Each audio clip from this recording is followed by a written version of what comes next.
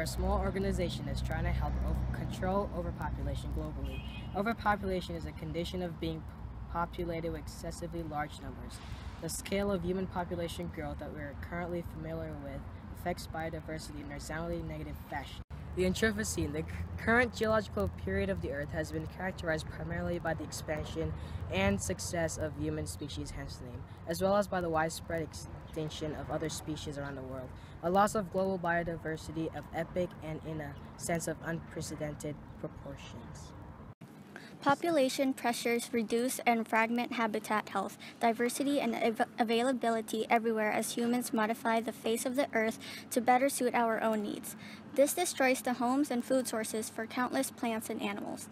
Building homes and cities, building roads, damming and changing the courses of rivers, draining wetlands, irrigating dry lands, mining metals or fossil fuels, cutting down forests, introducing invasive and exotic species, grazing down prairies. All of these activities make the earth more convenient for humans at the expense of other species and biodiversity in general. Further, the forces of industrial society put a lot of unnatural strains on existing natural systems.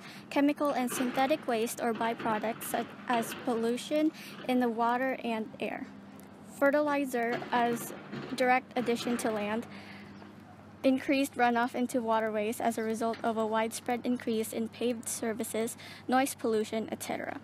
The natural world is not designed to handle the concentrations or sheer volume of such things without negative consequences, and those consequences are quite easily be measured as a loss of biodiversity. In order to reduce the adverse impacts of overpopulation, migration measures such as spreading awareness and education about overpopulation, enacting birth control measures and regulations, and providing universal access to birth control devices and family planning must be taken. In countries like China, the government has put policies in place that regulate the number of children allowed to a couple, and some leaders and environmentalists are suggesting that the United Nations implement a China-like one-child policy globally to help control the reduced overpopulation gradually. Stabilizing human overpopulation is possible through widespread availability of family planning, spreading awareness on the causes and effects of overpopulation, providing easier access to birth control devices, and implementing social norms such as social marketing strategies to educate the public, particularly to developed countries, about overpopulation and provide them with the tools they need to make the decisions they want. Worldwide, nearly 40% of pregnancies are unintended, which equates to about 80 million unintended pregnancies each year, and according to the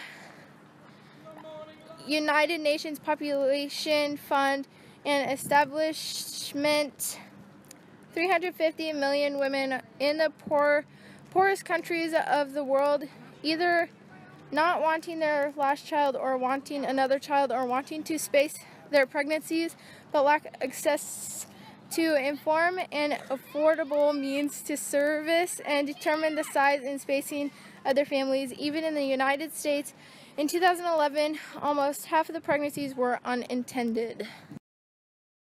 Most or all of these strategies were put into effect. Global population likely would peak and subsequently begin a gradual decline before 2050, thereby ensuring sustainable development of natural resources and global stability into the future, which is what we will use the $100,000 for it. By implementing policies that defend human rights, promote education, and reflect the true economic and environmental costs of childbearing, the world can halt population short of the 9 billion that so many analysts expect.